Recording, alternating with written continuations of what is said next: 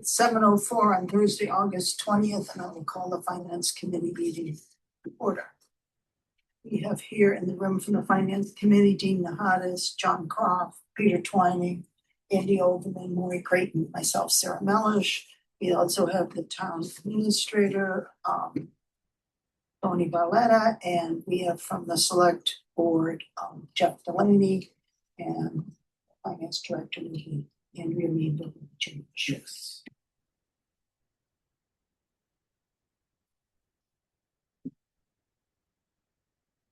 Okay.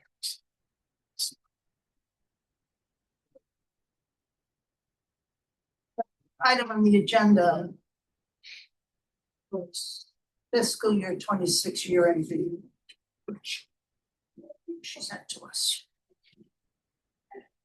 Correct. Yes. And she was printing out a packet Okay, of kind of based on the agenda, okay, putting everything in one packet for you, but you got okay. the sort of, the fourth quarter report in your email.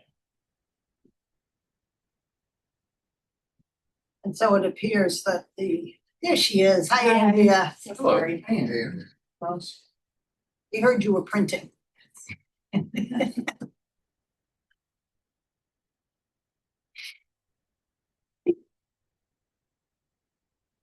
So it appears as if the projected reserves are much higher than we expected. 1.7. Yes.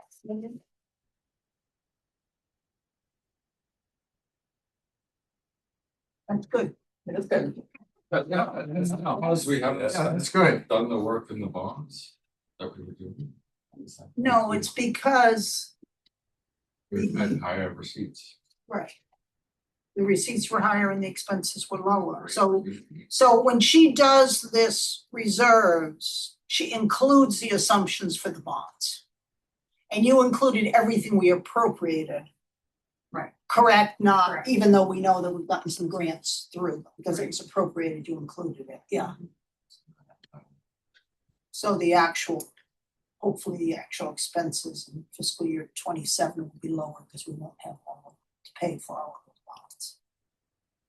Right?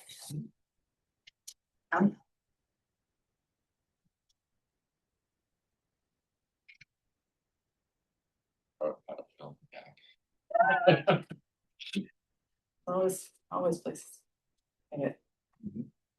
So were there any surprises for you? I was surprised at the building permits. Yeah. That was about Yes. $300,000 more than the previous year.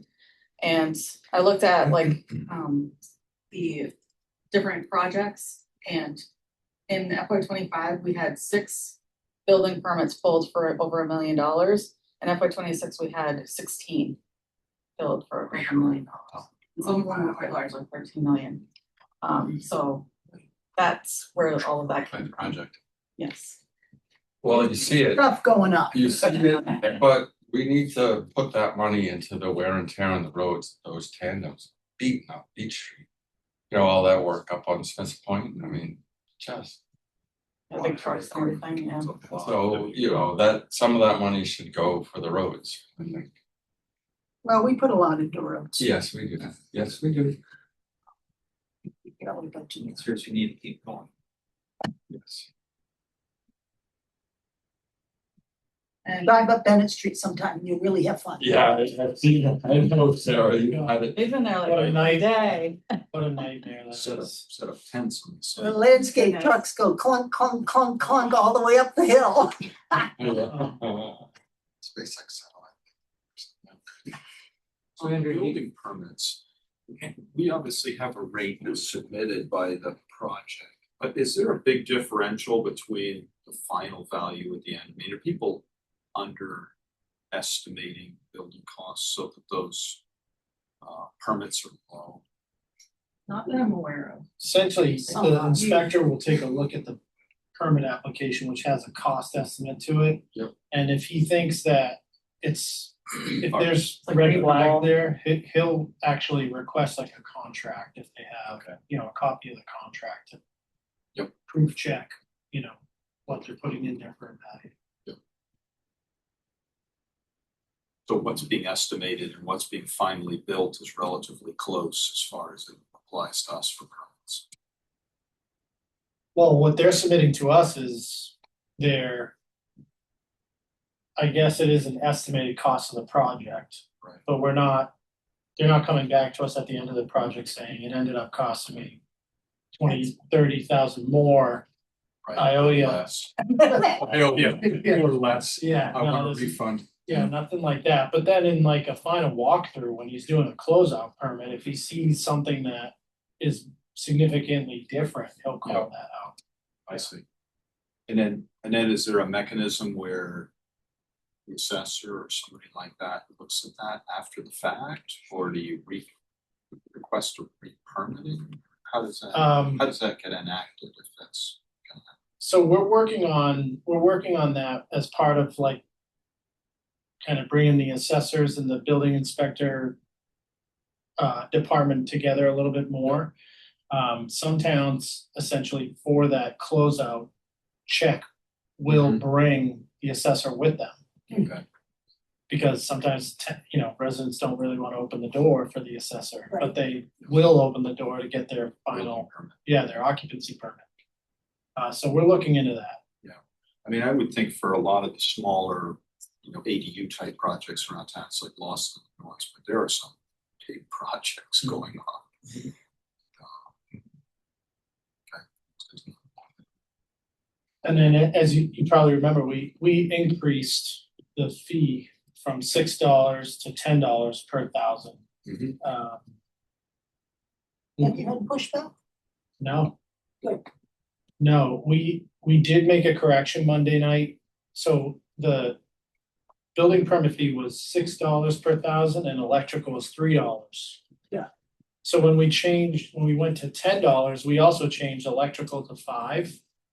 But then we just corrected that, we moved that back down to $3.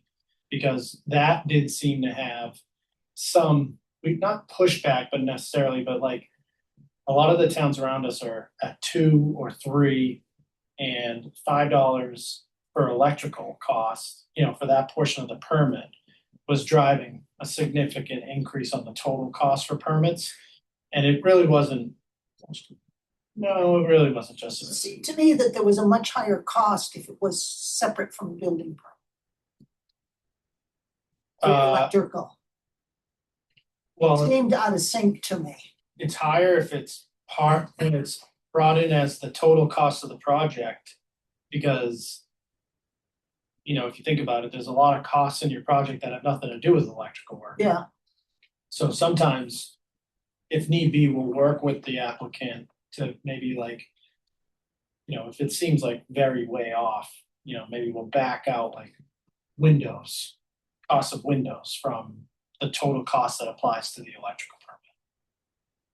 Usually if it comes in I by see. itself, it's just. accurate Got to it. the Okay, I see. Andrew, are you gonna go through this tab by tab, or should I ask some questions just about any old tab? Yeah, you can ask away and I might have to get back. Have we to you. gotten any closer to dealing overtime for police and fire? I thought we were making some progress and it still seemed, unless I'm looking at this wrongly, they still seem substantially A, over budget, B, just damn high in and of themselves. Is that, I thought with the staffing increases and We didn't go over budget in 2026, right? Like So in salary total, but Yeah. overtime we did. So like we had enough. because salaries were lower. So that's like from people, we had 2 firefighters leave and we have to backfill those. So like there's still things that we can't control, so it makes the made up of overtime. different salary levels. I think that's part of what you were just said to Sarah. Mhm. And And then if we have 2, say 2 firefighters leave, like they did in FY 26, then we're not paying their regular salary, but we're paying the other guys the overtime to backfill those. so the uncontrolled is the coming and goings of employment. Right, and we didn't have a safer guys starting in March. So there was just there was extra people that we didn't have the, So Staffing the extra person. perceiving what the real overtime's about. It's about staffing changes and staffing departures and new hires. Is it related to like ambulance calls? Like, do they have to call in someone on overtime for ambulance? Any call, really. I think They they need the fill staffing. shifts with overtime if they Yeah. don't have enough people on a shift. But if they Right. have enough people, then, even if they drop down to one. Right. That's okay, but sometimes we've had to drop down, like we can't drop down so far. He drops down to 3, right, automatically if there's somebody off, but then uses overtime. I mean, I can see if Down to 2. this were, this is the firework year and we've had a lot, but if there's a systematic burn, then we really probably should figure that in the budget more. I think we can't. I think the challenge is, well, no, because we didn't exceed the total budget for salaries and overtime. Right. Because they're using the overtime to fill the shifts when people leave. Mhm. Now, I would assume with the safer people on, we got 4 more people, Mhm. so they wouldn't need to Right. backfill as much because he's agreed to go down to the 3, right? He's still doing that, is that correct? Well, that's Yeah. why the salaries are less than. So the overtime in fire is driven by the fact we lost 2 staff. Yeah, there's also, if our staff has to go to a call on another town, then we're gonna have callbacks to cover our station, there are events like that that you really can't control throughout the year. But for and then there's overtime for training and things like that. But for the most part, it's Part of that's predictable. I mean, it's 166%. Salary line was 95, so the 2 numbers are. I'm just trying to think, should we be being a little sharper with pencil in terms of overtime? I thought we were trying to get overtime a little bit more under control, but I gather your comments are that they're largely out of our control, right? Yeah. I think it's been something that we've been watching and cognizant of, and Jake's been cognizant of it, and that's how we maneuvered some of the shifts and things like that to make it as low as possible. He sounds like he's Okay. gone to 3 men on Yeah. 5 days. And on the harbor, you gave us a since inception report. Yes. I would really prefer if that was on an annual, fiscal year, because I'm always concerned how they're doing year to year. I understand I have that later in the, sorry? I have that later in the Oh, packet, sorry. I was actually, Tony and I were talking about that today, whether we should include it instead of this one and the other one. We'll see. Once you see the other one, let me know if that's something Okay, that's thanks. better. I mean, I think this main report you give us is super helpful because we Boy, calculate it ever. from year to year, we can go back and Yes. forth on some consistencies. Can you remind me, I was surprised that the water rates weren't increased this year.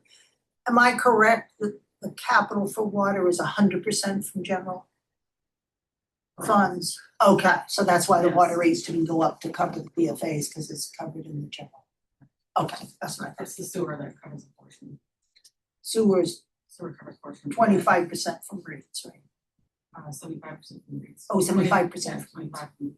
Okay, we're actually hoping that we can reduce or keep it flat in future years. Once the smart meters are fully on board, we're about 80% of the way there, because generally speaking, towns pick up additional volume from the smart meters where the old meters don't really capture low flow.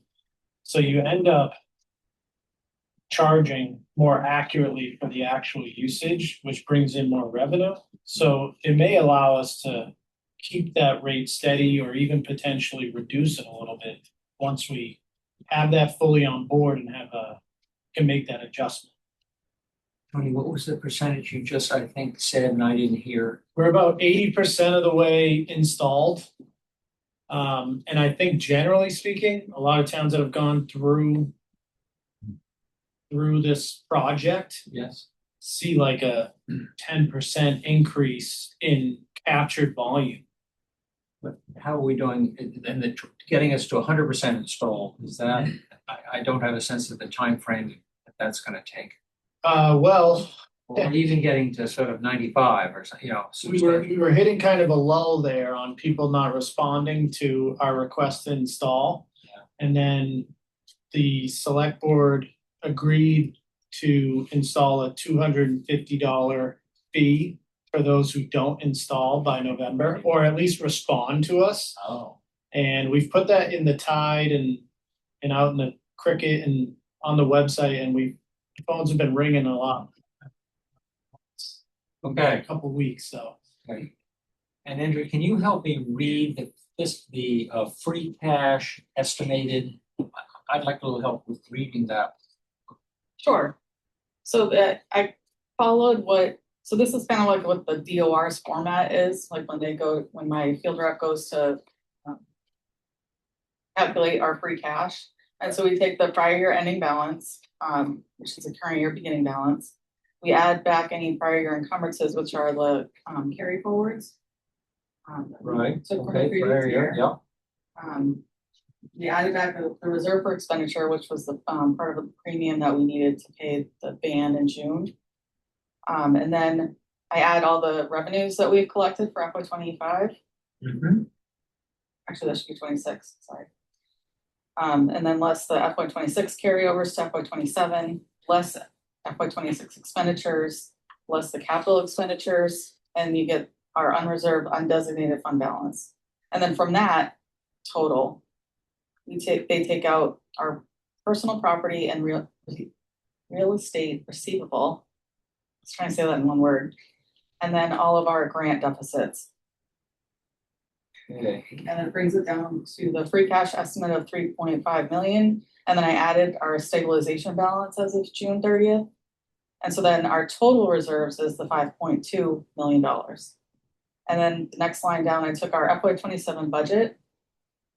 Said, okay, how much is 5.2 of 44? Right. So it's 12%. And then so I was like, well, what's 8%? And that's the 3.5 million. The difference is 1.7. Am I should have a smile on my face. Yes. Yeah, okay. I just want to be sure I'm reading this correctly. Yeah. Yes. Okay. We thought we'd used up all of our excess reserves. That's what I thought. And They came back. then came back, yes. That's why I asked, should I have a smile on my face? Yes. Although, don't smile too much, because when we get to the special town meeting articles, we're gonna talk about what we need for free cash. There's some big stuff coming in the future. Well, one thing on the water that I wanna alert people to is this activated charcoal that they're using to filter. That's gonna be a hazardous waste that we're gonna have to dispose on a regular basis, so. That might get, I don't know if the manganese picks up, if you have to use charcoal more or if you need to separate it out, but that's gonna be a looming cost, I think.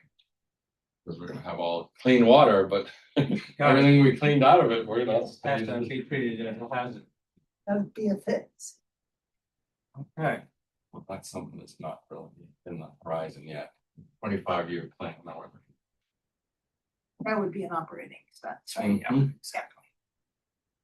Well, thanks. These are very helpful. Yeah.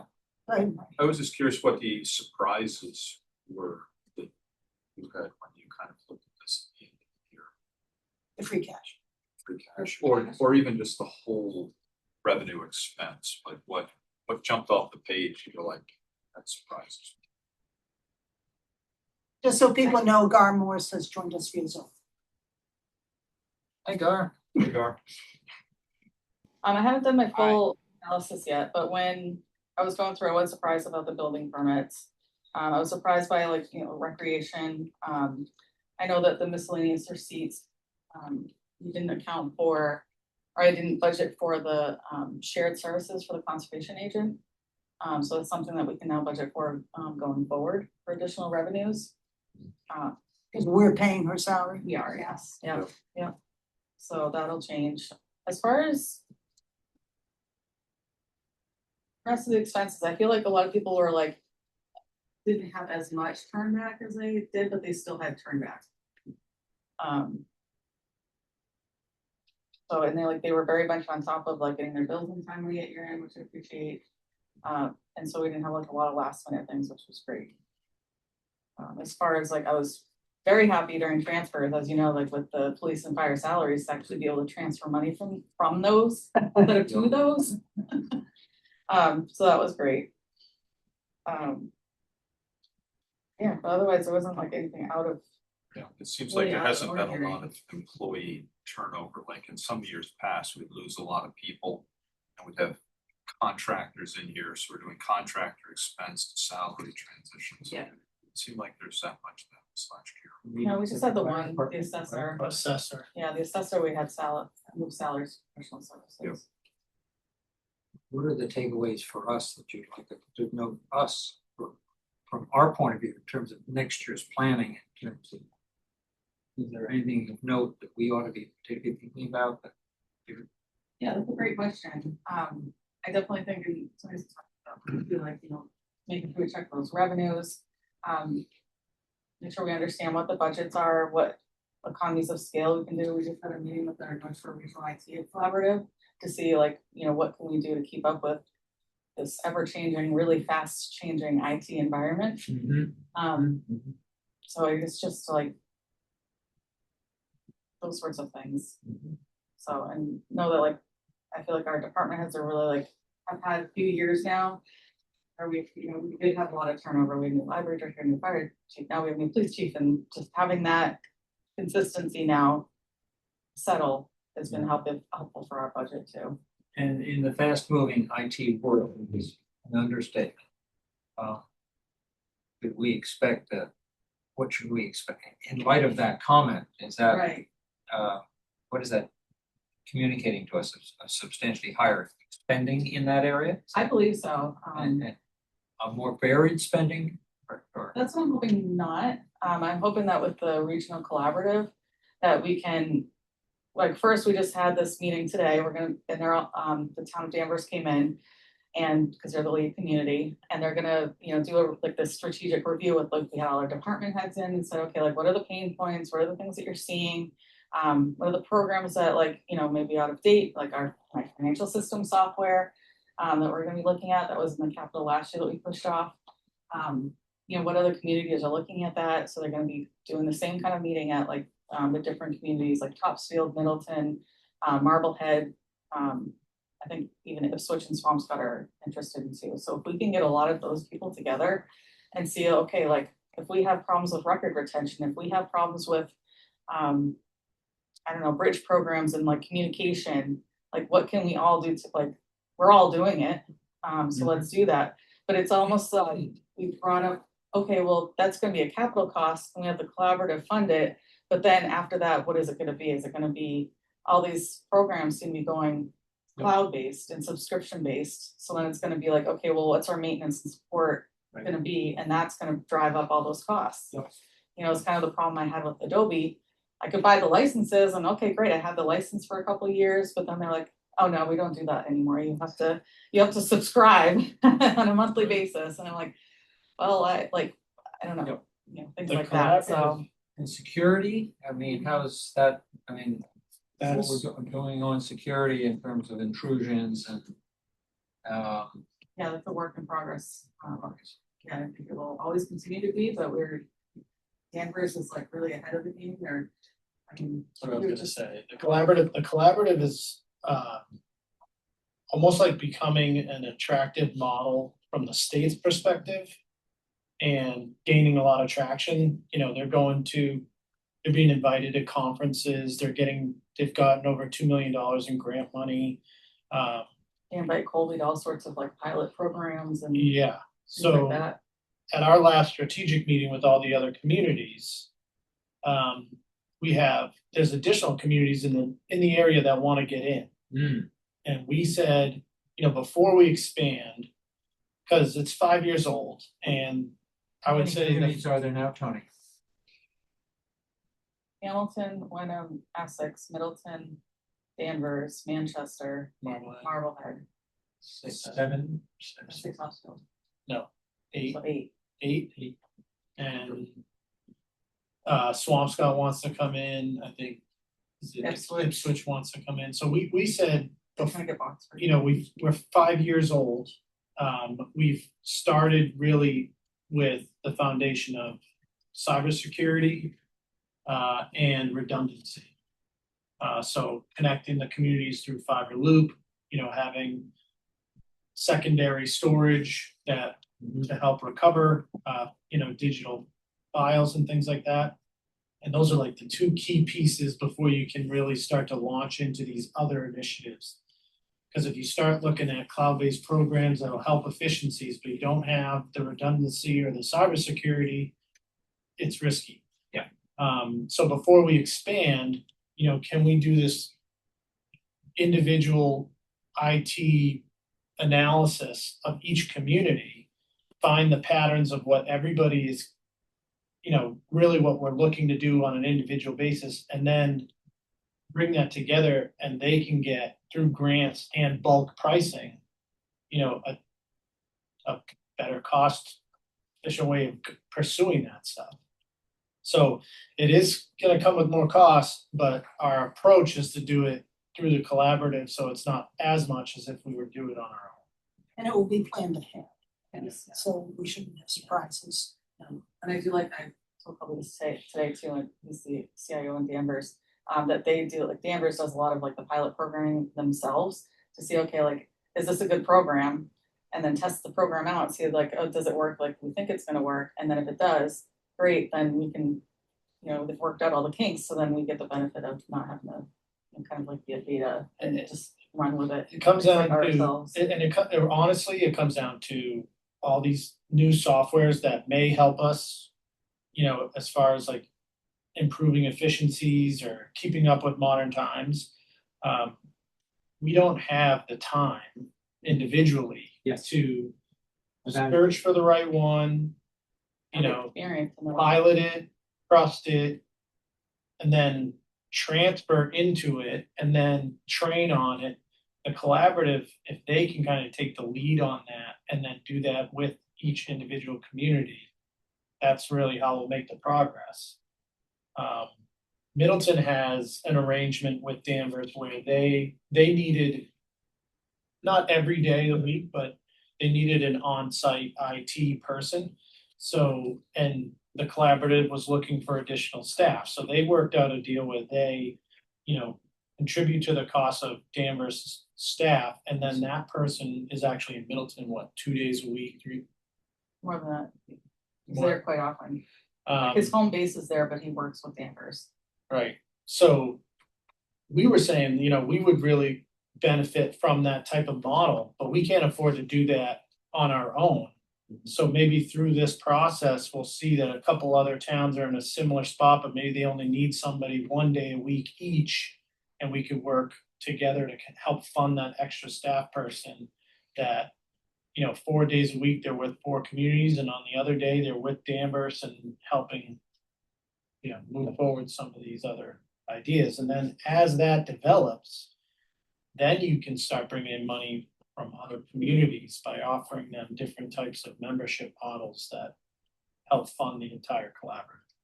There's So a do lot you of think those opportunities. communities that want to join will form a parallel organization, or is it something probably you'll slowly expand the existing?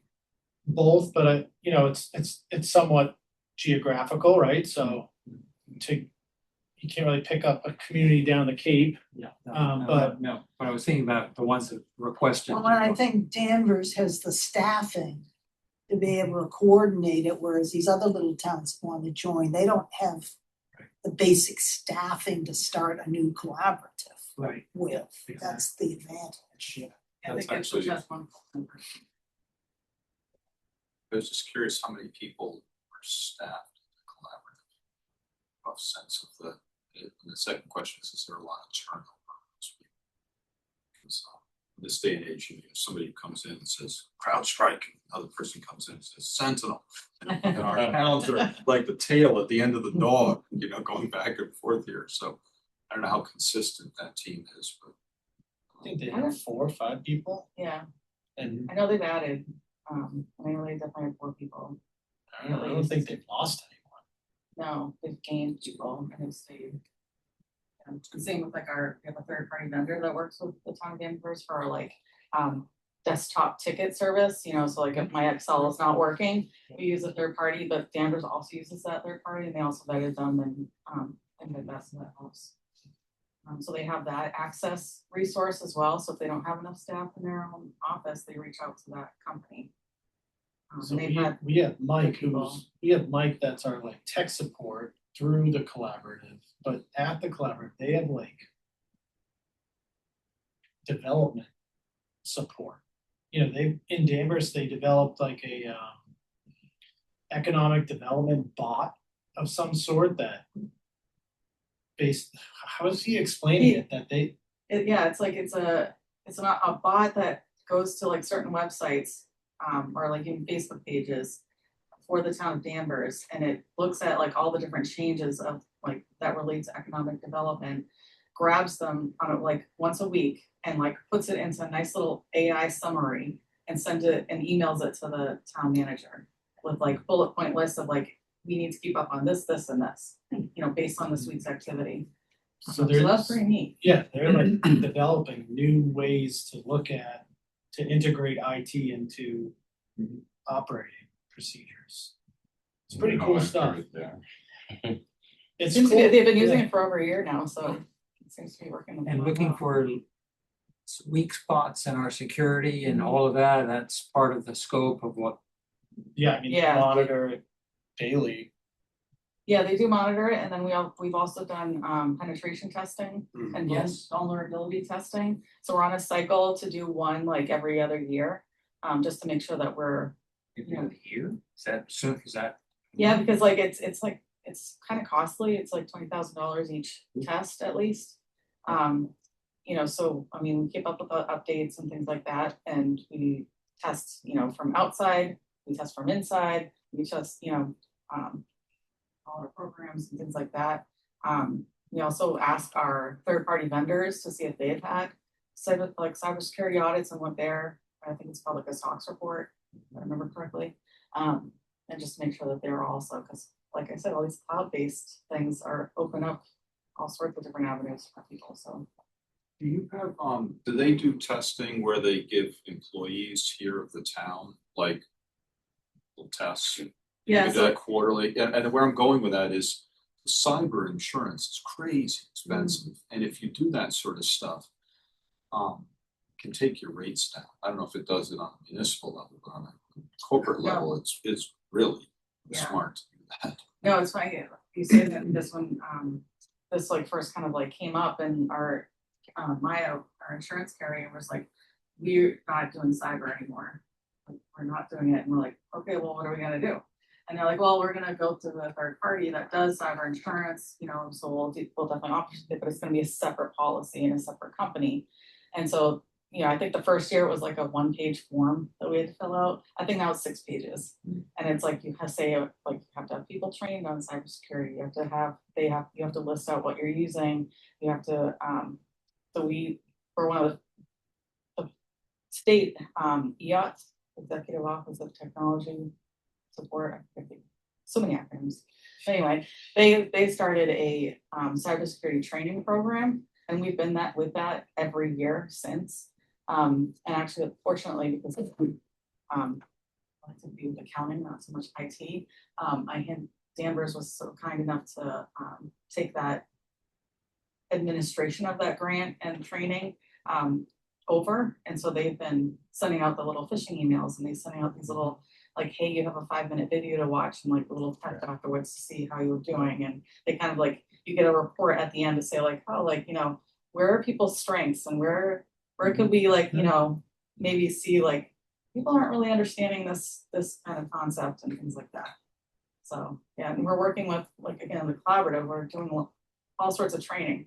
It's like, well, instead of each one of us coming up with our own trainings on the same thing, why don't we just, you know, set up these webinars with people who are very proficient in this and keep up on it, and we can benefit from that as well.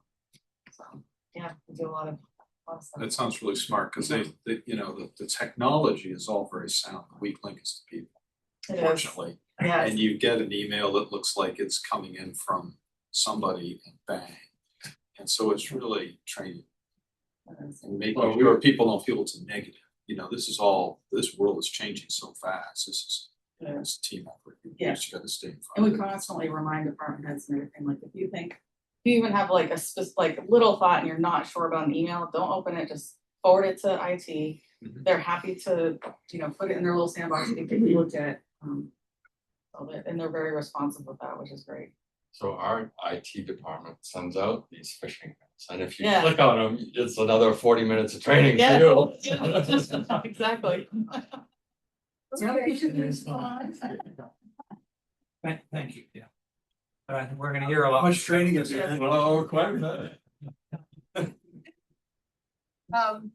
Next item was status of new hires, positions still open. Stand on, we had a finance person. So we have hire. So that, the posting for the finance clerk was recently, the job description was recently approved by the union. So it's ready to be posted. Yeah, okay. It could have been posted today, but I didn't get to it with HR, so that should be posted. Our hope was to post it in July. Originally, we pushed till July because we didn't want to be training someone new at year end and year start. Right. So we're about a month behind on that. And then our assistant assessor full-time position, we had internal candidate apply for that. It is a union position, so we have to post it internally. So Kendall, land use clerk, is moving into that assistant assessor. Which I'm really excited about, especially with David, who's the consultant interim principal assessor. He is just an excellent, It's phenomenal. he's so good I and love he really likes teaching, Oh, good. so I think that's gonna work out really well. And with Kendall's land use experience, being under the same roof as Terry, who's a building inspector, it really helps us out with what we're trying to do in that Oh, good. department. So now we gotta figure out Land use. land use clerk. We may be reducing the amount of hours there. There certainly seems doable that it can be done in maybe a part-time position. Yeah. Especially if we shift some of those responsibilities to Terry, and then you have that one-stop Right. opportunity for customer-facing questions, just to go to to inspectional services, and then from there can be, oh, you need to talk to Mark, or you need to talk to the Concom agent, or you need to talk to the inspector and things like that, so. Good. So we need to work on coming up with a job description for that, filling that position. But other than that, Now, you said 2 people had fired left. Are we fully staffed in fire now or not?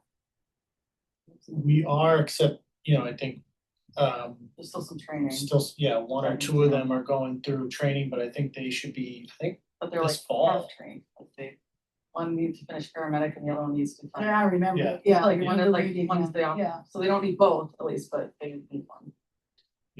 And we're able to fill, we've got competitive salaries and so forth in fire. We're able to, that was a struggle. Police was a struggle. We have one open patrolman position, which essentially is the trickle down of Todd retiring and Mark moving up. And we have the lieutenant position that Mark vacated. So technically, we're down 2 in police between the lieutenant position and one more patrolman, but we have that one patrolman position is at the academy now. So I had a question on the overtime again. When we do police details, does that like just go right to whoever's paying for the detail, or does that get overtime and then the detail goes into the pot?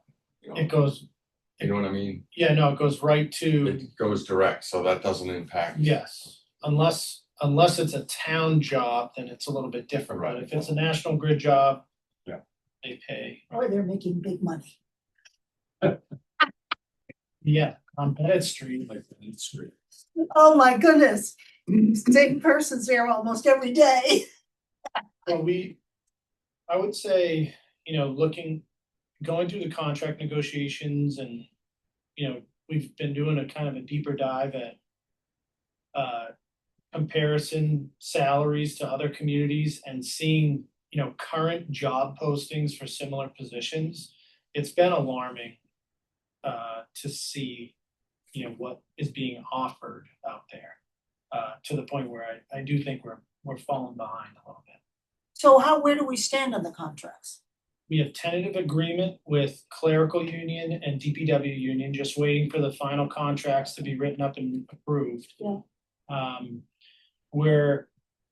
I'd say we're close on fire, except for the outstanding issue is health insurance. Which is, there's so many layers to that. That's why, we're down to like one kind of last issue, but it's a big one.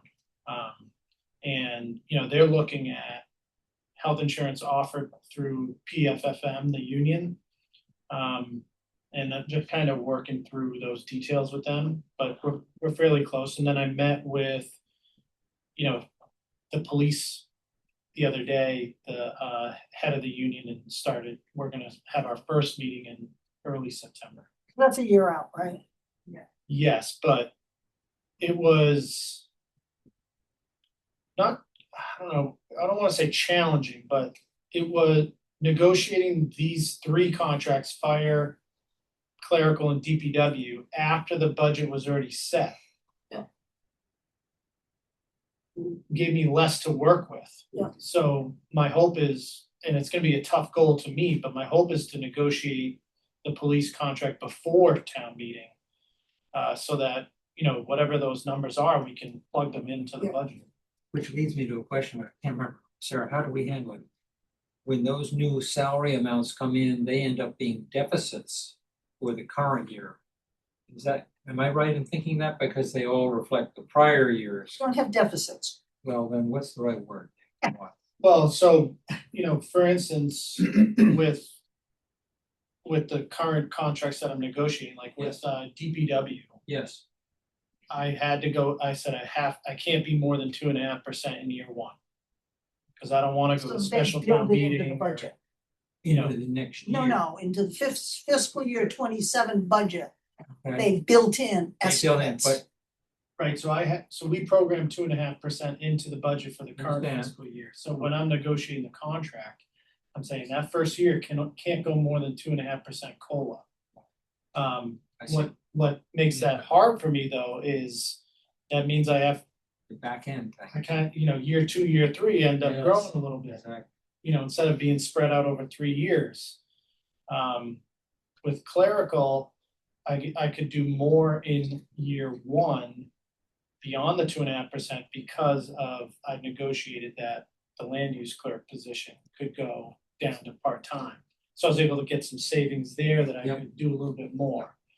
But I don't wanna go to a special town meeting asking for more salaries because of a contract that was negotiated after the fact. We've never done that. You don't want, So that would be bad. you don't want to do that bad look. That's- It's that's- not a reserve, so. Which also tells everyone about how much money you have. But for us, it'd be better to have, you want that cost impact to be spread over the 3 years, not Mhm. 2 years. Mhm. So it's better for us to negotiate ahead of the budget cycle. Which I was thrilled to get to tentative agreement on 2 of the 3 and then jump right into a 4th was the last thing I wanted to do, but I think we have to try at least. So fire is tricky with the health insurance. I would think that they would get a better package than everyone else because of all the hazards that they've been facing and all that stuff. And is our equipment has it been clear that it's not the asbestos stuff that's giving people concern? I mean, they just found some in the Quincy firehouse this year, so I'm like, It's not really that, it's more about the type of plans that are being offered. And the type of plan that they're being offered through PFFM is a PPO plan, which, when you first look at a new health insurance plan, the savings jump off the page. but they don't have any claim history, right? So it looks great, but There's no it track. grows, it grows quickly, and it's just a matter of trying to talk through that with them.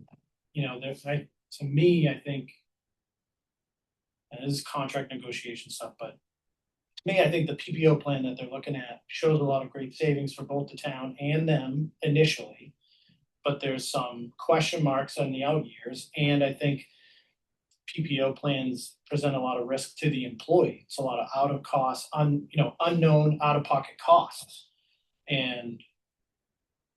But health insurance costs are so high now, they take so much out of your paycheck that those savings are very attractive. Yeah.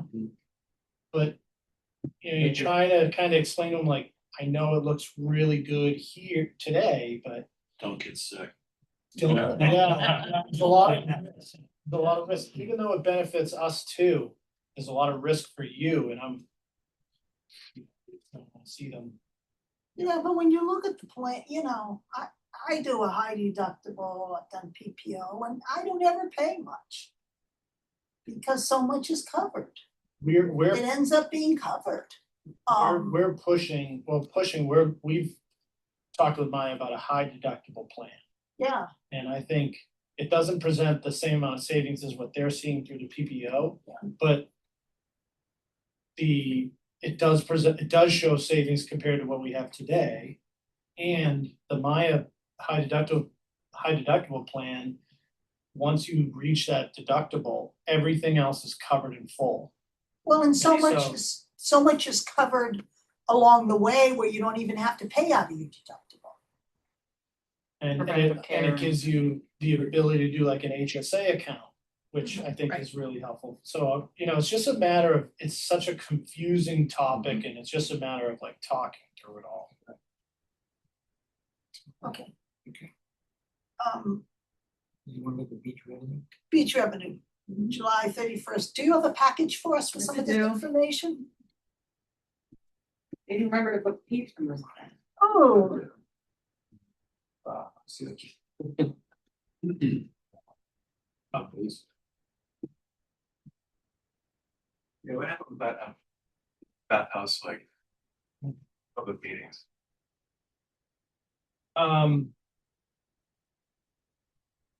We went through the public meetings, explored different options. It was really more of like just a first step study analysis. And then we got busy with everything else, so we kind of put a pin in it for the moment. But we've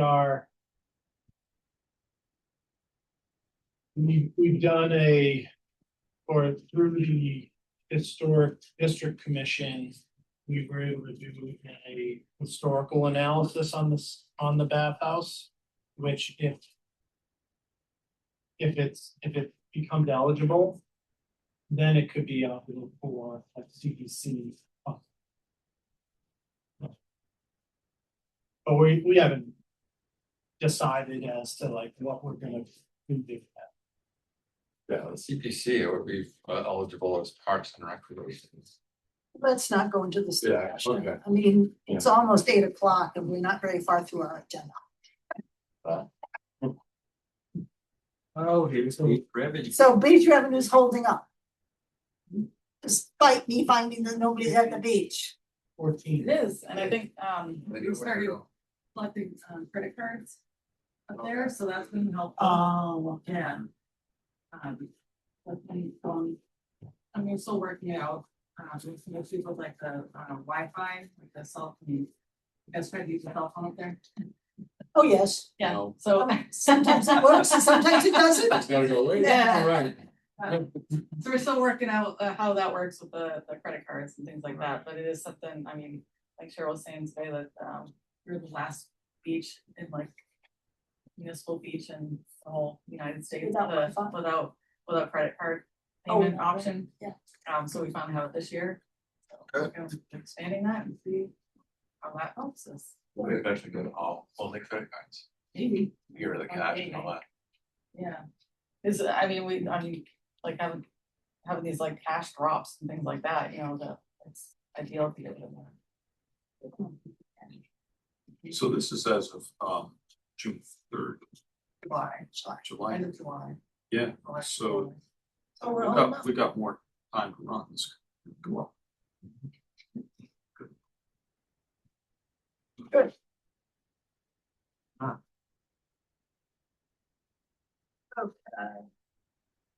The next item was the status of capital project appropriated, bid prices, actual costs, et cetera, et cetera.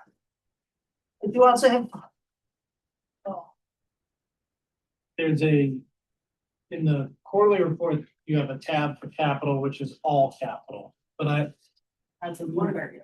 as a few there, so we didn't want to guess, but assume that this bullet was more about the Prop 2.5 capital items. Well, it's that plus other items that. We've been working on So that and prior appropriations as to where we stand. That way, but for instance, Tappan Street.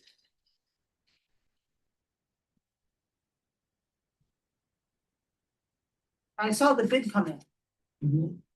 which is way less than what we appropriate. But then there's other stuff added in, I see, that's what I was wondering. Checks on loans. Still a little bit lower. Still $500,000 less than what we appropriated. 4.1. Yeah, good.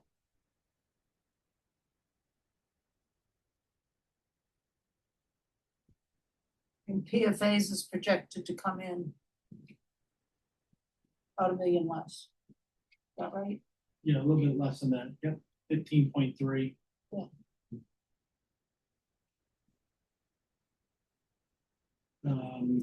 Harbor projects bid goes out next week. Okay. And where do we stand on the wastewater treatment enhancements? Because that was approved last year, right? I think they ran through it a little bit last night. I think their drawings are. You're complete. I can't remember. Chuck, can you remind me, us where the wastewater treatment project is? Is that gone out to bid or we're just completing drawings? Nope, we've completed the design. It's actually on DEP's desk. So DEP's reviewing the design, and then once they give us approval, it goes out to bid. That's right. So Okay. that happened in July, but nothing's ever easy with DEP. And is that the 3.4 million? Was it Yep. 3.4? It was a little bit more than that because we had some other reserves, but I think that was the bonded capital amount. So were you surprised with the Tappan Street one? Yeah, I think we got a good price from, it's the Angernice and Sons, the parent low bidder. They, have been working in town for several years on these projects, so they kind of know how what they're going to see. We had actually a lot of competition, a lot more bids than we normally do. The other ones were more in line with our estimate, so we would have been expending the full, probably 4.1 by the end of it. So, having Gurnice, who's kind of the local contractor that, wanted the work like that was definitely to our advantage. Okay. And the Central Street culvert, So we have our chapter 91 permit. yay! Don't celebrate too much. Why not? We always knew that Army Corps and EPA wouldn't sign off until chapter 91. Right. But the expectation was that as soon as chapter 91 was approved, the other two would be right after. Instead, Army Corps came back with requests for additional survey and delineation, so that we're due to respond to that next week. And then EPA as well said that they intend to make comments on the permit. We've put a couple calls in to try to explain to them that, we're missing out on the construction window of this winter. the longer they take. Hopefully Army Corps and EPA, you know, move really quickly after next week, but that we could put it out to bid once they're done, but at that point, a contractor may say, you know, we really can't do much this year. Which thankfully, when the brick grant, when they came back and said, we're gonna give you an extension, originally they said April of 2027. And we pushed back and said, we need August of 2028, just in case this winter schedule doesn't work out for us, and they gave us that. And that, so luckily, at least, you know, we don't run into that issue again if we lose this winter schedule, but. So how does this get to 11 million? I thought that we weren't gonna need what we approved at town meeting because the brick grants were coming through. So I don't understand how it gets to 11 million. Which means we'll need it. No, I think don't that's, so. I think Chuck weigh in here, but I think that Not 100% sure what you're looking at, but there's no way it's 11 million. Like we're still envisioning Okay. that it's a 5.5 whatever number we've had, and then we just have kind of double the money right now because we have the brick grant that did come through. Like when we were doing the budgeting, remember that was not going to happen at that point. So I think it's just like the fact that we have two pots of money right now. Obviously, we spend the brick grant first, and then if we do need any additional money, it would probably come out of the bonding. But it certainly won't be the full authorized amount. Okay, good. So we're counting on. And are you optimistic, Chuck, about contractors that can do this work? Yeah, I think honestly the results we got from Tappan, a lot of those contractors would definitely be the type that would do the culvert project as well. So like I think they're all kind of like, you know, they were looking at us like we could get a couple here, you know. So I think we're still in a good spot. And just dredging and rotunda, you think those are likely to proceed this winter? probably not dredging. Yeah. We'll bid them out together. Yeah. But we're still waiting on permits for dredging. So likely the Morse, Reed and Rotunda would happen this year, and then dredging the following. And what permits are you waiting for on dredging? Or is the list too long to remember? The acronyms. Is that Army Corps, Chuck? Dredging permits that are outstanding? I think so, because we definitely got the chapter 91 for that one. It must be, but I honestly can't remember them. There's too many. Too many. Yeah. Okay. Okay, And then just not on here, but the library bathroom. I think we're just waiting to hear back from a grant. December, I think we hear November, back. December, yeah. The grant from, We applied for a grant that, You have to be- no, we haven't. Oh, okay, I think everything's ready too. okay. Oh, apply for a bathroom grant. I needed one of those. I was trying to See, I imagine know. what grant that would be. Tony, State the grant, library it's a building grant from whom? It's possible. For the grant building. from whom? No, I don't. I have no sense there was a grant for. The state building. Maybe the State Hoover Fund? library building. It's a new one to me. I never knew there was a grant even contemplated for the bathroom. We talked about roughly 70K. Our grant writer was born. I'm looking at the capital list and it says library accessible bathroom project, 70,000. I think. Yeah, but then we added more in FY 27. Oh, We need the grant. And we have to do that.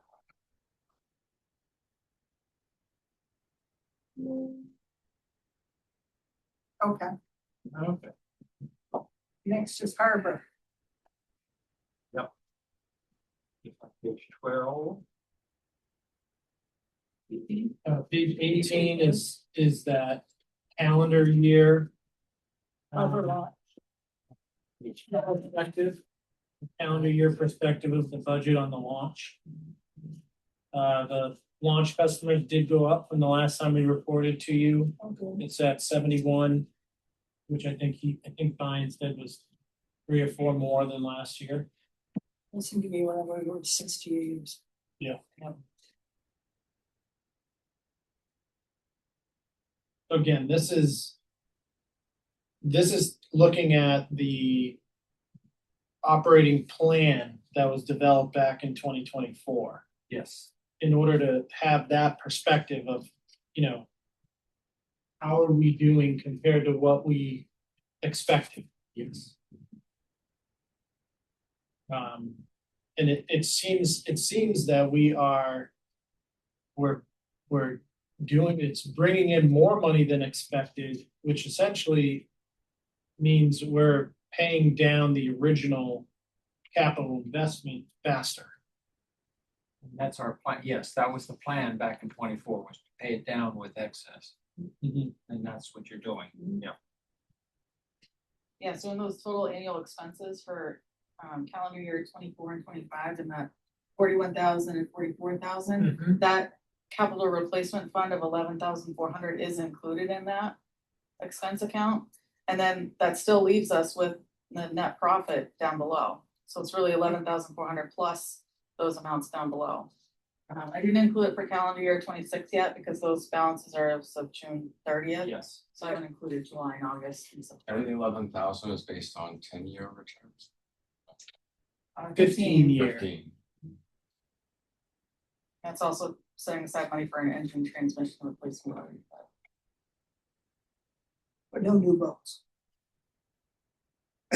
And did we sold the boat or did we? No. There were 2 boats in this program, Yes, there but were. now there's 1, right? There's still 2. Okay. There's still 2. Not new. Liberty. The Liberties, you know, Free to do what it wants. it really Part of the doesn't. package. Yeah, we'd like to get rid of the Liberty and replace it with the Eastern. Yeah. Cause it's, That's what we It's- didn't like. That was Right. all new, that was getting all new Yes, boats. Right.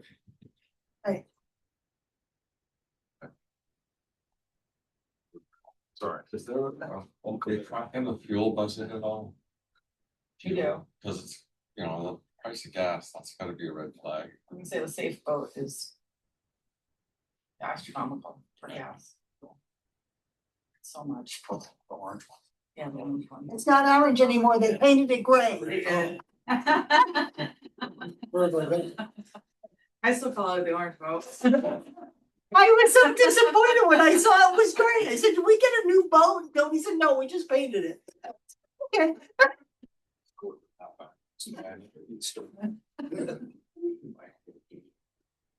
Okay, so now the harbor revenues, what page is that? Oh, I did not, I only included the lawn.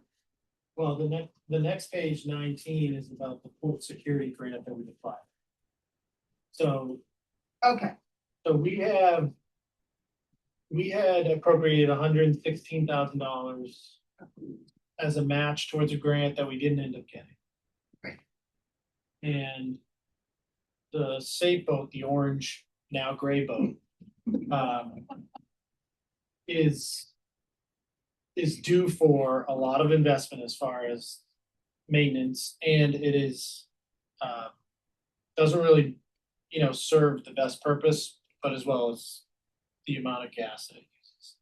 So we've applied for a port security grant that we looked at what type of boats are eligible for that grant, what kind of meets our need. We looked at a number of different boats, and that's what this document walks you through. So the grant is for $598, $492. The town match is $149. If we get this grant, we can use that 116 towards our match, but obviously we're short. and how many boats is this? Same amount, so well, our thought would be that this would replace that orange. So we're only Yeah. getting one boat for 600,000. This screams for another kind of inventory, Yes, it does. so we understand. what we Exactly, have. of boats. So I have something like that, Yay. but I want to preface it with, you know, when we put this together, this was the approach that we were considering. However, we thought, let's hold off. Let's just apply for the grant, see if we get the grant before we, you know, move money around. So we have the Liberty that we were hoping to move the Eastern down to replace that. And Is the Liberty the bigger or the littler? the littler, Okay, Freedom Freedom is the bigger one. Yep. Okay, got it. so that boat neutral. Then you have to replace the Eastern. And what we were considering doing was there is we found surplus shark boats that need outfitting that are smaller than the safe boat, but could replace the Eastern boat. And we can use the current orange/gray boat for trade-in towards the cost of outfitting that small shark boat, and then hopefully get this grant to replace the safe boat. But we don't have, you know, if we were gonna take that approach, it would be using it was about $90,000 to do that shark boat and outfit it correctly. Even after the trade-in value on the safe boat. So we have 116, we have enough money to do that, but then we'd be, if we got the grant, we'd be coming back to the finance committee to ask for significantly amount, you know, more for the match. It's just that with the safe boat, we see new motors, new collar, you know, almost about $100,000 worth of work to be done on that boat. And that difference, that you come back to the finance committee, is the difference between roughly 149 and 116. I mean, that's the amount. No, it's more than that. You He's have adding another- 116. He's adding another 70. I've lost that. If we get the grant Yeah, and we use the 116 that we have, yes, it's the difference between 149 and 116. okay, And we would need it in addition. yeah, But then we have the safe boat, the current safe boat, the orange that's now gray. yes. And the challenge that we're faced there is, do we want to put $100,000 into it? Or do we want to trade it in, you know, while it has some value to it? Yes. And reduce it down to a size that it could replace the Eastern roll. And the Eastern go down and replace the Liberty roll and get rid of the Liberty. And does the Liberty need to be replaced? I think so. I mean, I don't know the full details, but it seems like the Liberty was kind of the added, it's part of the package. Part of the deal. Yeah, It was part of the deal, I understand that, but did it turn out to be needed? we definitely need it. It's just we probably use the Eastern To more replace it? so on a day-to-day basis instead of using the Liberty because it needs a lot of work. It's not ideal for wear and tear. But how is Liberty used at this time? I think it's used as the backup launch. Yeah. But if the Eastern's available, the preference is to use the Eastern. I But if just the hadn't Eastern is on patrol, then you're using the Liberty. So just to put things in a resident's perspective, I don't hear residents saying, I'm glad we have a safe boat, but I hear them saying, I wish we had a senior center and I wish I had an outdoor bathroom, and I think we should let this stuff just attrition. If a boat breaks, let's see if we can get along without it. I mean, that's not really how we make decisions on Right. how we offer harbor safety. I can understand why there are people who prefer, you'll hear from them about wanting a senior center, but it's not really a. I hear needs though, and I don't really think they're needs. I think you buy a boat and you drive it around. I don't think that's needed. I think we're overstepping our needs here, Well, very much, and We it's do really. have 12 miles of coastline. Oh, we do, and we have 6 boats clogging up our harbor, and most of that safe boat is in the dock more than it's out. Because it takes so much gas, and I don't know of any time in the past 5 years when we've been glad we had it. I know many times. I know a lot of rescues, and I hear people coming from Marblehead and Salem to Misery Island and Gloucester, never anyone from Manchester. So I don't know what we're doing with all these boats, to tell you the truth. Okay. So just, So just this is the resident's perspective. Just high level, we have the Eastern, we have the Safe Boat, we have 2 launches, Freedom and Liberty, and we have a pump out boat. Is there another boat that I'm missing? That's 5.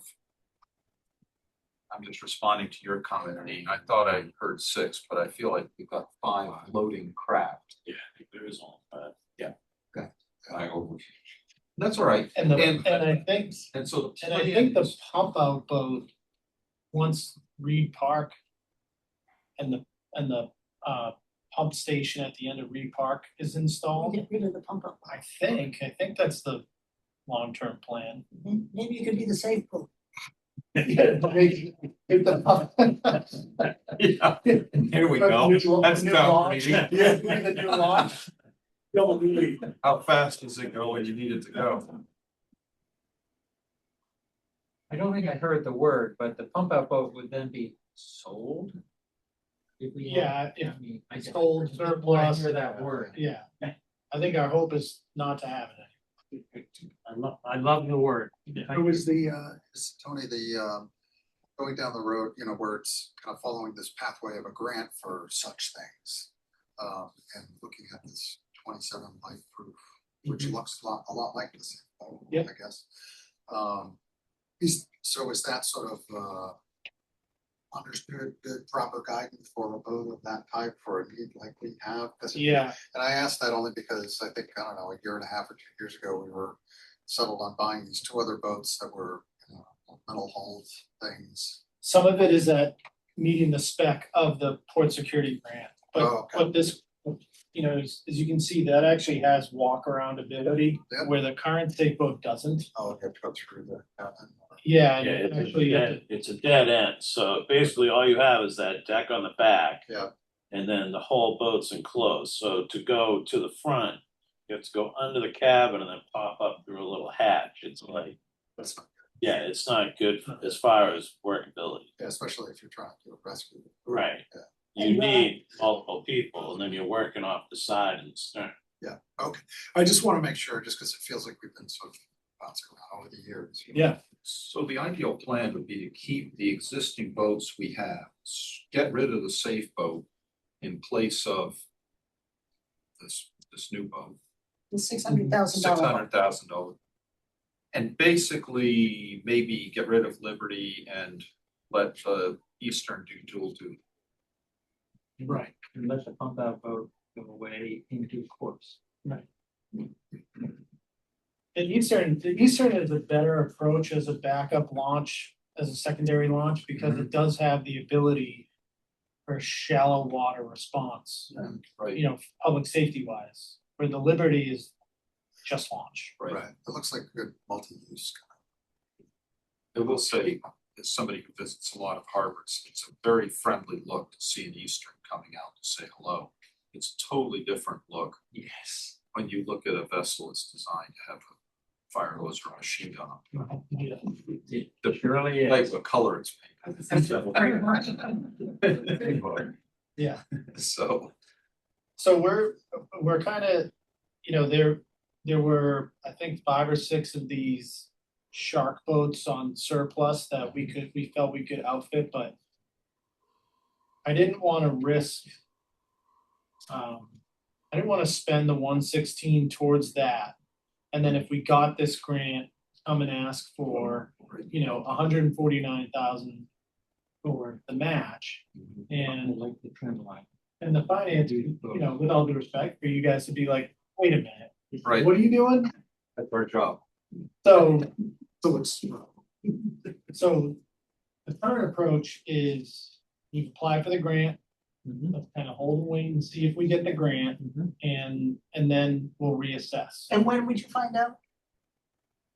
I don't know. Okay. It's been applied for. It's been applied for. It's November, December. If we receive that, you know, then we'd be asking for the delta between 149 and 116. And then I think we have to talk about, you know, the safe boat and whether it's worth putting money into it or whether we, you know, should trade it in while it's got some value and maybe invest in some other asset. I would pull the plug on that. Or just trade it in for this new one. So we don't have to come up with more money. Well, then you'd be down. Yeah. You'd be down both. Which is the right direction, my opinion. You should spend some time with the Harbor Department and understand how their I do, operation I'm up works. there every day. Well, no, but it's not fair to have that opinion without fully understanding the operation of the Harbor Department. And then once you do understand that, I think you'd have a different. That's something, whether you wanna pay for it or not. Okay, let's move on. Have we talked enough about boats? Yeah. Yes, I would never talk enough about both. so let's move on to the November special town meeting potential warrant articles. Are there any? I have a Yeah. couple. I knew you'd fill the fat void. And take back some of the excess reserve that we just were Yeah. talking about and so happy about. So yeah, that's why I put this one first, the fire engine replacement. We originally, remember last budget, we decided not to fund the fire engine fund, that 300,000 and put it off for FY28. Well, we got worried that the fire engine is actually to be ready sooner than later. So that we will need the difference. So we already have 300,000 set aside in the fire engine fund. The balance that we would need is 710,927. So that's $1 million. So refresh my memory. We get this new engine. I thought we were just ordering it because it would take 2 years to come, but apparently that's not true anymore. But what are we doing with our current engine? Are we getting rid of it? Or are we gonna have 2 ambulances and 2 engines? You're not gonna have to These mention- days- Replacement. We'll trade it in. Right, Okay, we can't technically trade it in, you have to surplus and sell it. Right. okay, okay. We have a sense of what we might get for that.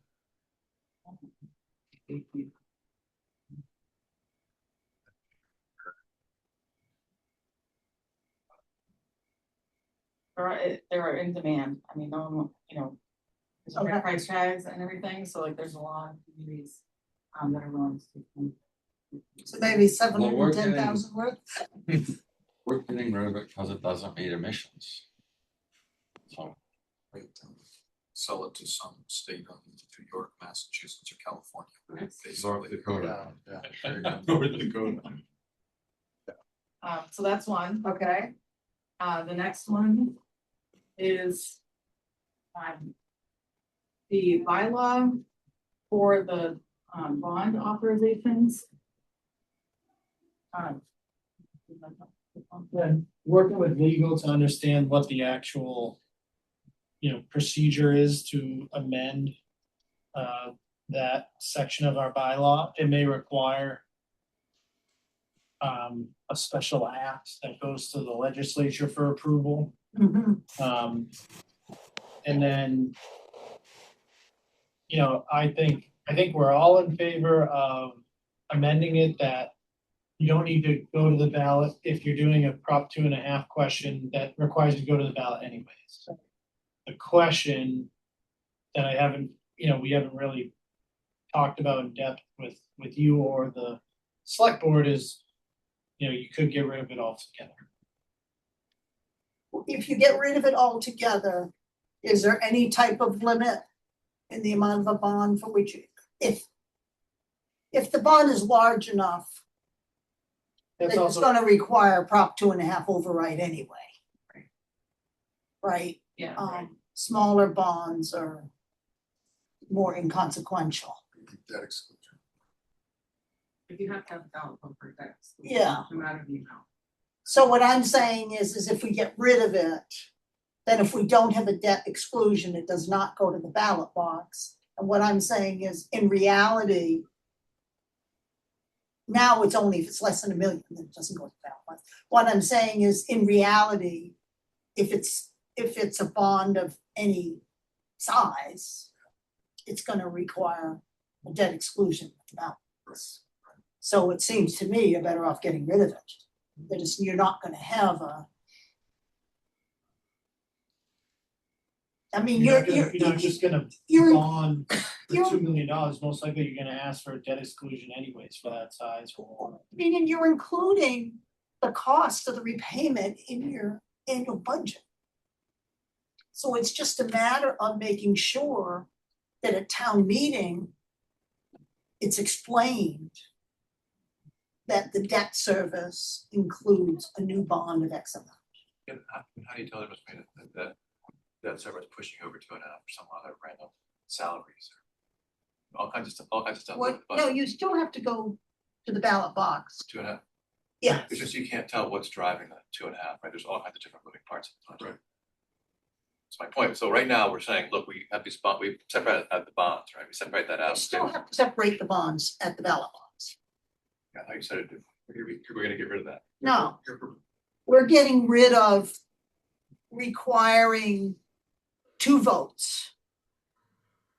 Right now, this special act says any expenditure or borrowing amount of Over over $1 million. $1 million requires a ballot vote, which is unique to our town.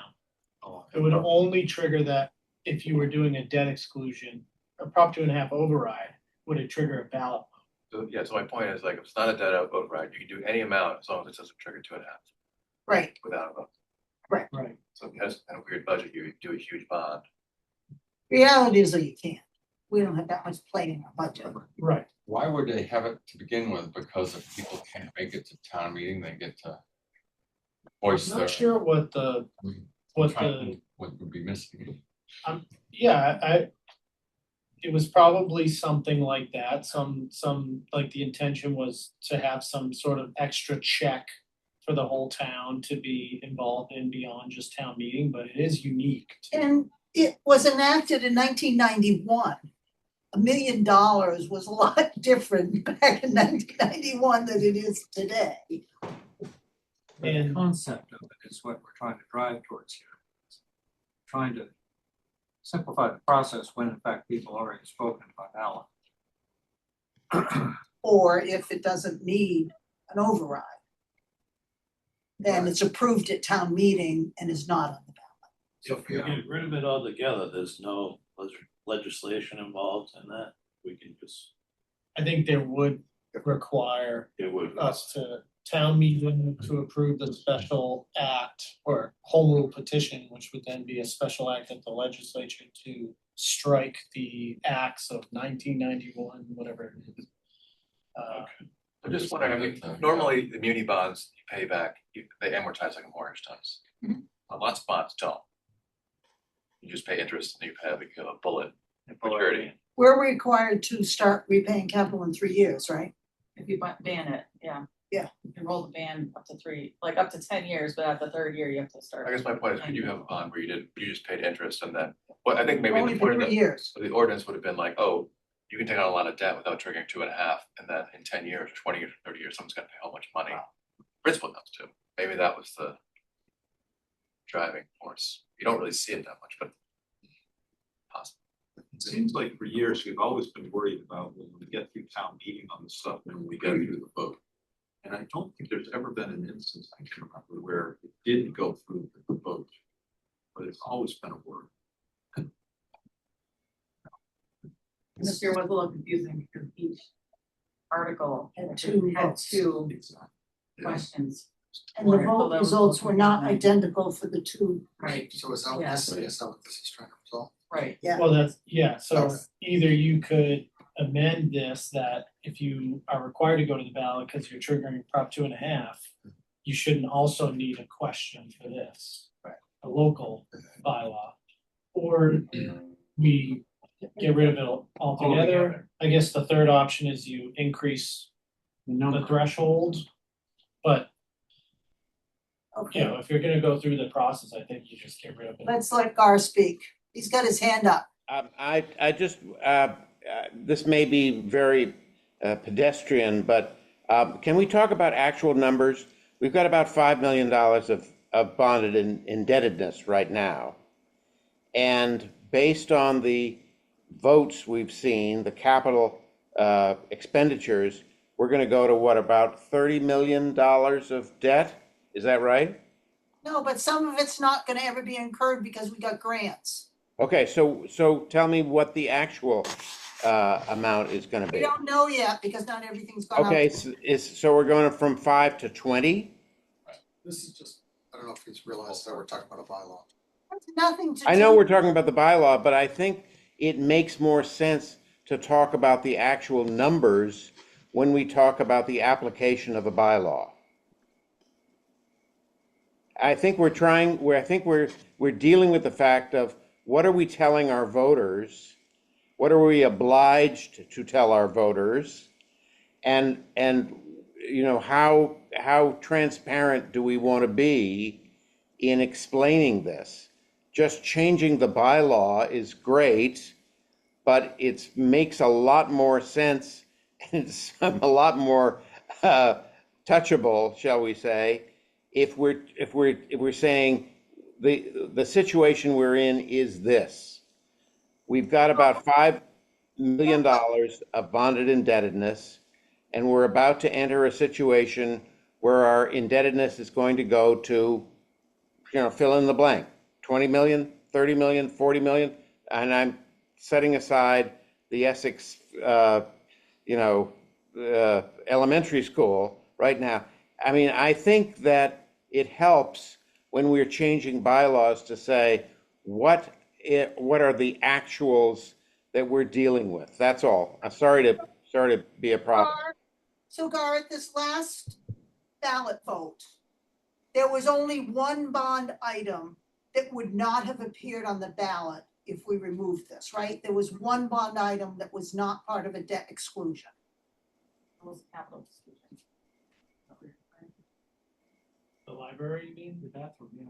The- The library had one question, and it Okay. was triggered by a Prop 2.5 capital exclusion, that's why it was on the ballot. Okay, But because it was only So there was- $250,000, it was under that $1 million threshold, it didn't trigger the local bylaw requirement. okay, so it was 250,000 that would not have been on the ballot, but still would have been voted at town meeting in this last ballot.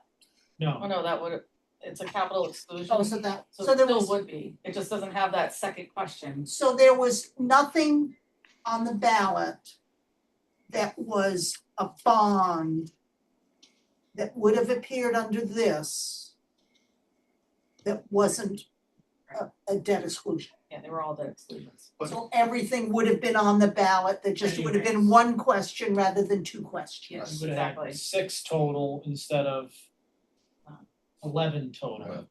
But it's somewhat in answer to Carr's question perhaps is, you know, when this comes up at town meeting, somebody's gonna get up and speak to it, and that's where Right. they can maybe flesh out some of what Carr's talking about. Yeah, I mean, I just think we have to make it clear that this does not apply to any of the recent stuff we've approved because it has to go to the ballot box under 2.5. I think there's plenty of opportunity for transparency without having this step involved. Right. There's also the Department of Revenue Financial Management Report that we're currently getting redone or updated. But that report back in 2015 recommended getting rid of this as well, and I suspect they're gonna do that again. If we get rid of this, do we still have a separate vote at town meeting for a bond that's not a debt exclusion? Yes. Okay, so there would be a separate vote at town meeting still, Yes. Yes. okay, So for like the Essex Elementary School project, there's gonna be a vote at town meeting and then there's gonna be a ballot question. that's a debt override. Yeah, no, I know. No, I'm talking about one that's not a debt exclusion. Oh, I see, capital, No, like No, a like- $1,000 bond, Yeah. excuse me, $1 million bond, okay. that we don't need an override to pay the debt service. But that would be a separate vote at town meeting, but would not be on the ballot box if we got rid of this. Okay, And that would save us money at the polls, so we don't have. We just make it less. It simplifies things, but it will be a challenge to communicate this. Yeah. Because people at town meeting are there because they're feeling empowered to make decisions, and this is pulling decision-making capability away from the government. But it's Well, streamlining and making Ballot. things more efficient. Get away from the ballot. Right. Actually increasing the power at town meeting. In some Yeah, sense. that's true. So, but it will take some explaining. Yes. It will. Yeah. There's a lot of roads you can go out here.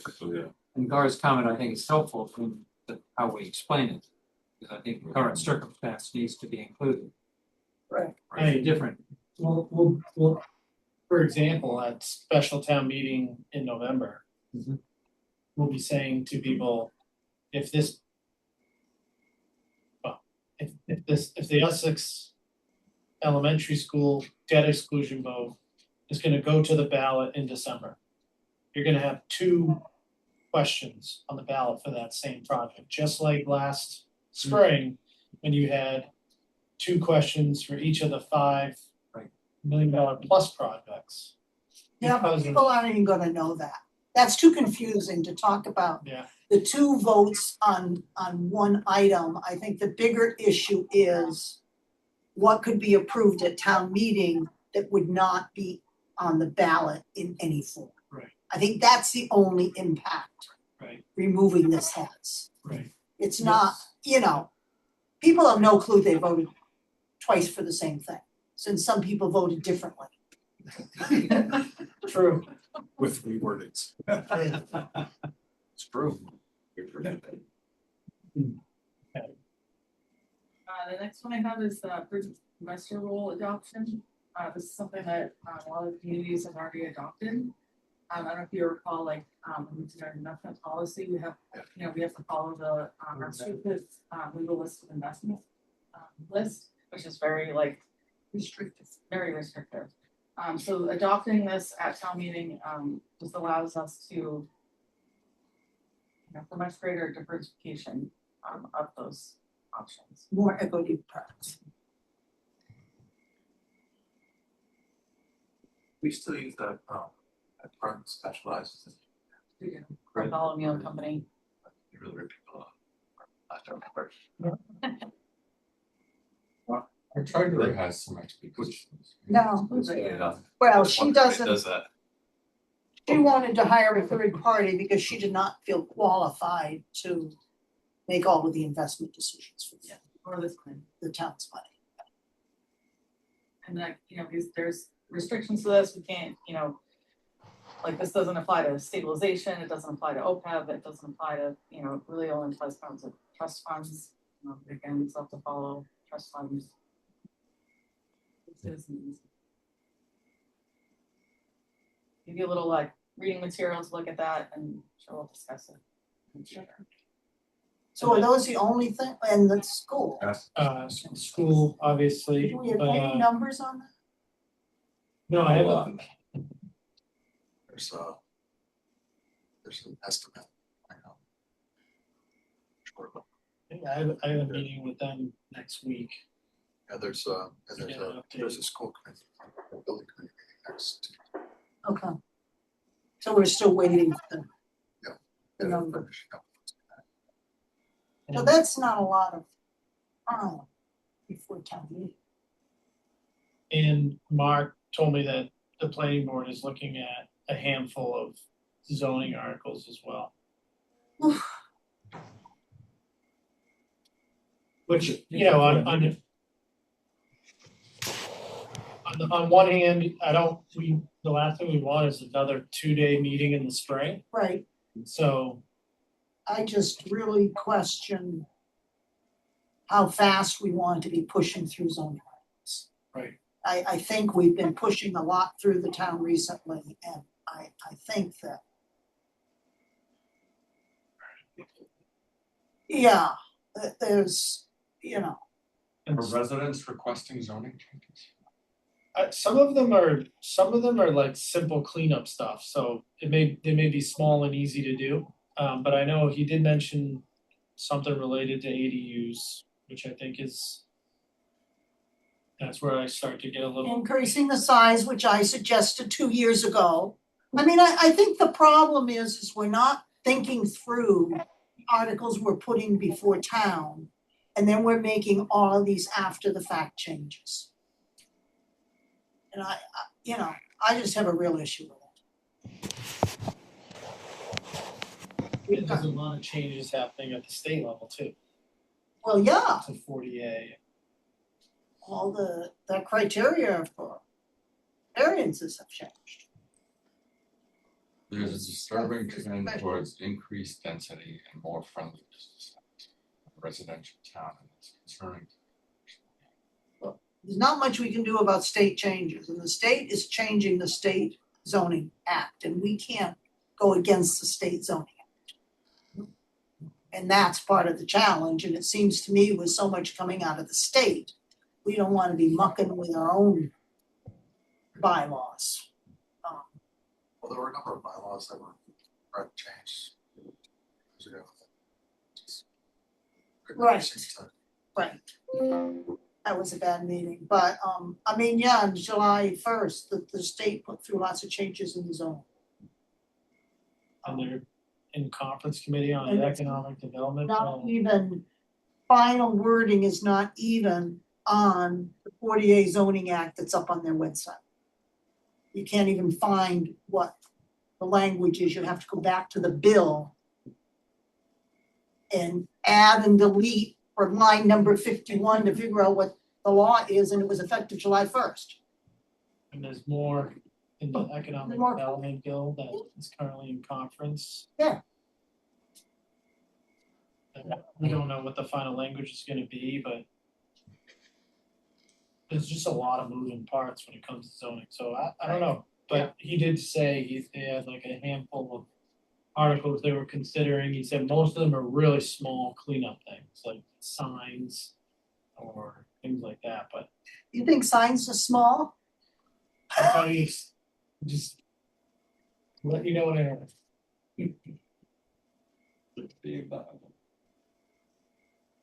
Okay. I wasn't able to pull it together, but that schedule that I put together, that, you know, important dates leading up to special town meeting, Yeah. working on putting that together as well. Do you know when the town meeting's going to be? Same night as Essex, which I think is November 17. And then the idea was to have the ballot, the election, the same night as well, which I think we were planning. This is what the meeting is next week, That's it. first or second week of December.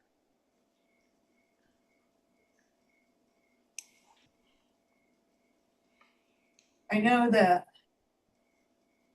Essex has a different opinion on the time frame between a town meeting and a ballot vote than we do. We've always believed in a longer space between them so that we can have a specific question on the ballot rather than what they do, which is a generic question. And I think that's important to bring into the conversation when we talk to them. Because that's why they have their town meeting later. Because they don't have the final articles approved to town meeting on their ballot. Interesting, okay. Whereas we always have, we've always made sure that we have time. I know a lot of the conversation about the schedule was around, you know, Thanksgiving and Christmas and try and get in between those. But like I said, I'm meeting with them next week. Curious, you want to do it on the same night? Just think about They paying them don't, and. they don't want the vote in one town to sway the other town. And Essex is the one pushing it for the same amount. And Pam is saying you can have different people attend a different town. At one point, they were even like pushing that it be the only thing on the warrant. I think we said, well, listen, we're having one, we're gonna. Yeah, we're spending the money. Agree. That's what it is.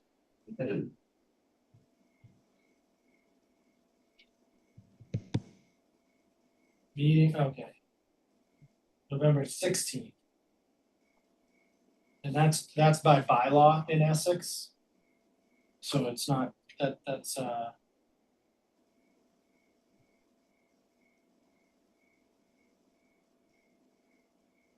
they were looking at maybe the week of December 7th for the ballot. Which I think is too. Our town meeting was April 27th. Yes, April 27th. And when was our vote? 4 weeks. Well, that would have only been 3 weeks. And I read that our town meeting was 27th, yeah. Now it was 3 weeks later, so.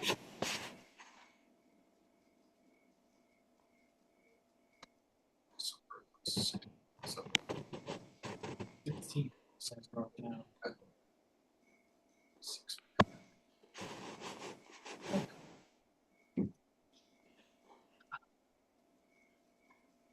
You might just check with the town clerk to see what time it is.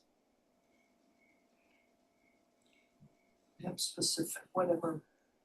Yeah, I talked to her this morning and she did, I might have her join me in that meeting because she was saying that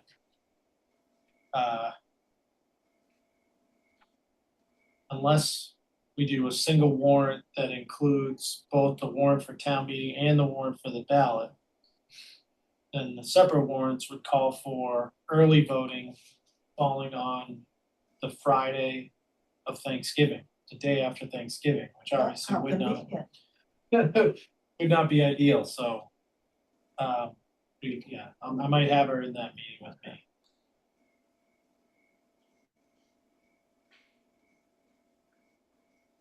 It's 8:45. I'm suggesting maybe we don't want to get into the 25-year long-term capital plan tonight. We can do Fine that, with me. okay? But, Get out of me. and with that, we're up to town administrator and finance director updates. Do people have any updates for us? No, I don't think so, other than, I mean, we went over a lot of stuff here tonight, so. Did we get any bills in after the deadline? I did, but I haven't fully closed yet, but I did have the final audit, auditors come and like, we're still wrapping that up. I just got word today actually that our FY 25 ACFR financial report is finally in the review process. Wow. So, So, I'm like, so I asked the auditors, I'm like, now this is really late, like, cause last year I got the reward in June. So I'm like, now they're just putting it in the review process and it's August 20th. I don't know. Hopefully I have it back in time to put the award letter into the next report before I submit that report. Next item is approving the minutes that Gail sent out. Fine. Do I have a motion to approve? Yes. Peter moves, second? Sorry. And a second. Any discussion? Take a vote, Dean, Yes. John, Peter, Yes. Andy, Yes. Maureen, Yes. Sarah votes yes. Gar Yes. votes yes. Yes. Great. Next meeting.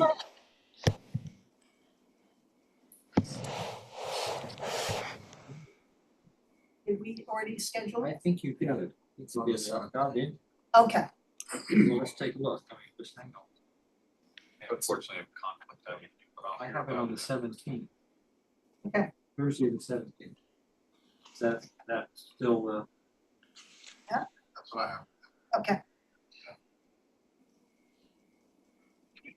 So we'll do the 25-year capital plan and anything else people want Could to we just take discuss? a moment and look at October? What is your thought on trying to October meetings, or is it just not possible to look that far? We start weekly at some point, or not till January, yeah. Well, imagine We're gonna need an You need October to. meeting. for the November meeting. And so Yeah. probably it'll be the third Thursday. That's set. Um, The 27th. We want the third or the fourth Thursday, 15th or the 22nd. That's what you just said. My preference, because I will be away, I'd probably it's 22nd if it's possible, because I'll be back by then. Are people good with October 22nd? Sure. Okay. Okay.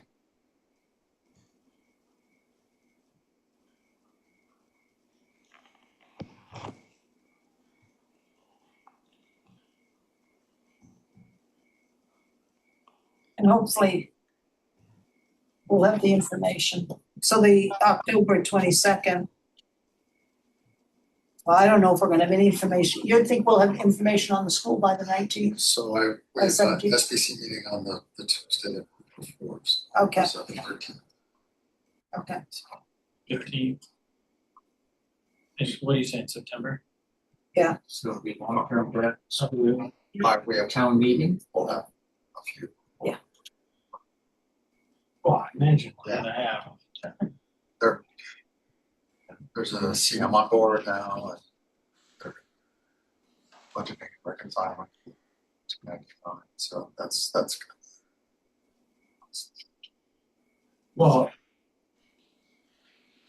All right, so before this meeting next week, I need to take a look at like what the bylaw requirements are regarding warrant notification, and all Yeah. those things, right? Because Yeah, it's we're going gonna quick. have to have a number here, right? Right. And I imagine it's, Small number.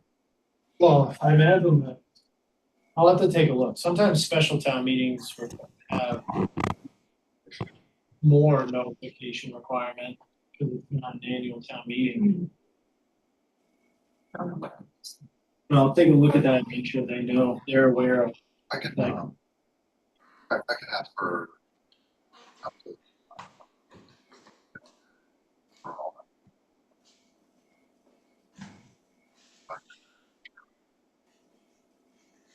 Anything else anybody wants to discuss? In 30 seconds, minutes. that. Welcome to adjourn. All in favor? Aye. Aye. Thank you. Thanks. Good night, Gar. Good night. Thank you.